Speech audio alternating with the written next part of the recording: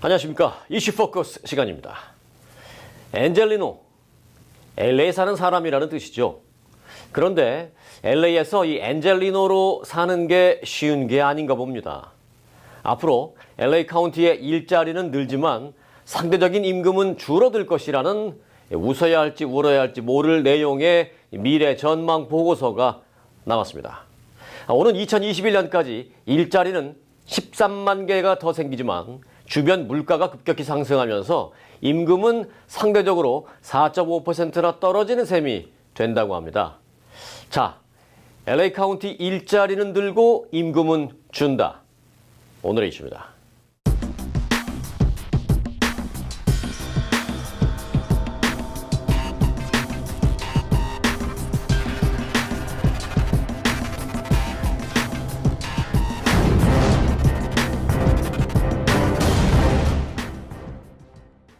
문재희 기자 함께했습니다. 안녕하세요.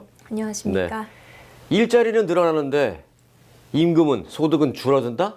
얼핏 쉽게 이해가 잘 안 돼요. 네, 굉장히 아이러니한 좀 예측인데요. LA 카운티 경제개발운영위원단 LAEDC에서 지난주에 발표한 보고서 내용입니다. LA 카운티의 일자리는 지난해부터 오는 2021년까지 13만 3천 개가 창출되지만 실질적인 가계소득은 1990년대 당시보다 오히려 4.5%나 떨어질 것이라는 게 전문가들의 의견입니다.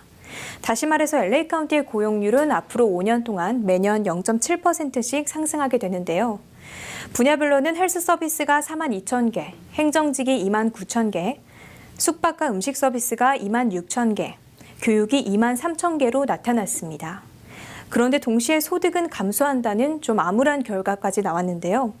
주요 원인으로는 비싼 하우징 비용, 인플레이션으로 인한 구매력 감소, 저소득층의 낮은 교육 수준 등이 꼽혔습니다. 네, 거기서 이제 말하는 게 그냥 단순 소득이 아니라 실질적인, 상대적인 그 실질 소득을 말하는 것 같은데 여하튼 그 질문은 잠시 후에 제가 드리겠고요. 그 세 가지 중요한 원인이라는 것, 그 가운데 이제 첫 번째 하나를 여쭤본다면 하우징 비용이라고 그러셨는데 이게 이제 렌트비, 그리고 집 몰기지 페이먼 이걸 말하는 거죠? 네, 맞습니다. 전문가들은 천정부지로 치솟는 렌트비와 주택 매물 부족이 남가주 경제에 심각한 악영향을 끼치고 있다고 말했는데요. 지난해 LA 카운티 내 주택 중간값은 58만 3,807달러로 이는 경기 침체가 시작되기 전인 2007년 당시 53만 7,011달러보다도 비쌉니다. 캘리포니아 부동산 협회에 따르면 LA 카운티 주민들의 내 집 마련 비중은 2006년부터 2007년까지 11%에서 2013년 이후 30%로 증가하긴 했지만 여전히 전국 최하위권에 머물고 있습니다.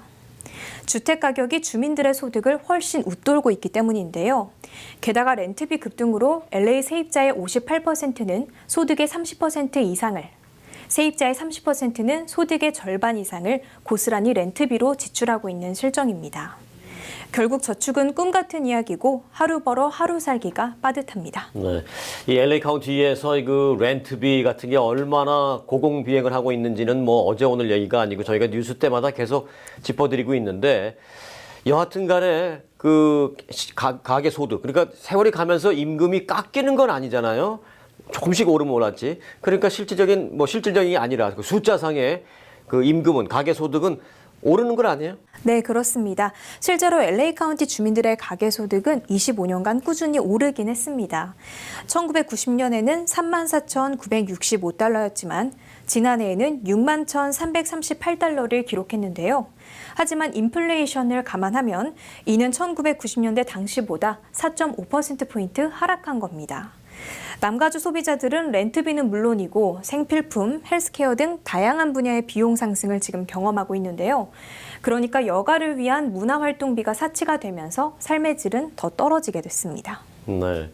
그래서 이제 구매력이 감소할 수밖에 없는 그런 상황이 만들어지는 모양인데, 그리고 아까 짚어주신 몇 가지 중에서 한 가지 저소득층의 낮은 이 교육 수준 또 짚어주셨거든요. 이게 아마 그것 때문에 이제 저임금 일자리들이 많이 늘어난다 뭐 그런 뜻인가요? 네, 그렇습니다. 적은 가계소득이 곧바로 저항력으로 직결되기 때문인데요. LA 카운티의 빈곤율은 16.3%로 2012년 최고였던 19.1%보다는 2.8%포인트 낮아졌지만 개인 간 소득 격차가 교육 정도와 정확하게 비례하고 있습니다. LA 카운티 경제개발운영위원단 측은 최종 학력이 고졸인 주민의 평균 연소득은 지난해 기준으로 27,330달러였고 대학 졸업장이 있는 경우에는 52,003달러로 크게 차이가 났다고 말했습니다.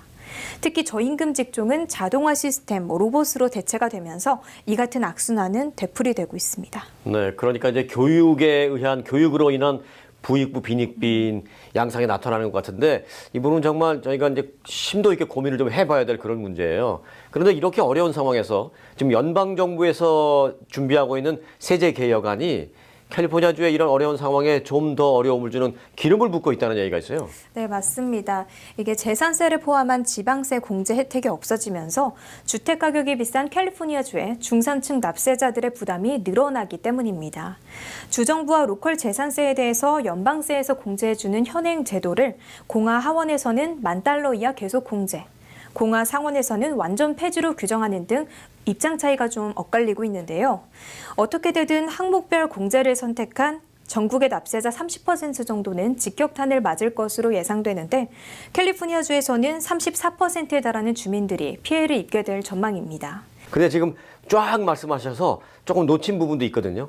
전문가의 얘기를 좀 들어볼 수 있는 기회가 있나요? 네, 그래서 제가 이제 CPA와 알기 쉽게 좀 예. 이야기를 나눠봤는데요. 예. 인터뷰 영상 보시면서 네. 확인해 보도록 하겠습니다. 그럴까요? 보통 일반적인 납세자들이 세금 혜택을 보는데 가장 중요하게 생각하는 것이 아이테마이즈드 디덕션, 즉 항목별 공제인데요. 이것을 쉽게 이야기 말씀드리면 주택융자금 이자라든지 재산세라든지 또는 교회 헌금과 같은 기부금 이런 것을 공제받는 항목들을 우리가 얘기를 합니다. 그런데 이번에 개정세법에는 그 중에서 가장 큰 그 몰게지 인터레스트를 하원의 경우는 50만 불까지 그리고 상원에서는 100만 불을 그대로 유지하자고는 했어요. 아직 결정 안 났지만 만약에 50만 불로 가게 되면 캘리포니아 같은 경우에는 주택가격이 굉장히 높기 때문에 융자금이 크거든요. 이럴 경우에는 아무래도 혜택이 그만큼 줄게 되겠죠. 그리고 그 이외에도 이제 주정부 세금이라든지 이런 것을 이제 공제를 안 해주게 되면 미국 50개 중에서 캘리포니아주가 주 세금이 높은 주 중에 하나인데 가장 높은 주 중에 하나인데 만약에 그 혜택을 받지 못하게 된다면 캘리포니아 주민들이 불이익을 그만큼 더 당한다고 볼 수 있겠죠. 네, 결국 내 집 마련 능력 정도가 있는 납세자들이 더 큰 부담을 느끼게 될 것이라는 이야기였습니다. 네, 참 이 세금 문제는 저희가 늘 어렵습니다. 또 고민도 많이 해봐야 되고요. 또 전문가의 조언도 좀 아까처럼 필요하고요. 네. 일자리는 늘어나지만 실질 임금은 줄어드는 현상은 100년 전 영국에서 처음 나타났습니다. 가장 최근에는 일본이 그랬죠. 2013년 아베 총리가 아베노믹스 시행 이후 일자리가 증가해서 일본의 실업률은 2.8%까지 크게 떨어졌었습니다. 실질임금은 그런데 오히려 감소했습니다. 일본 경제 침체의 미스터리로 불리기도 하는데요. 몇 가지 원인은 찾을 수 있습니다. 좋은 일자리는 줄고 저임금의 나쁜 일자리만 크게 숫자상으로 늘어나는 경우가 그럴 수 있습니다. 100년 전에 영국이 그래서 내놓은 정책이 바로 최저임금 제도였는데 이게 지금까지 내려오는 제도이기도 합니다. 자, 여하튼 경제는요. 숫자도 중요하고 정책도 중요합니다만은 심리가 더 중요합니다. 위축되지 않는 소비자들의 심리는 어떻게 만들어질 수 있을지 이걸 고민해 봐야 되겠습니다. 오늘 이슈 마칩니다. 문재기 기자 수고 많았습니다. 수고하셨습니다. 여러분 고맙습니다.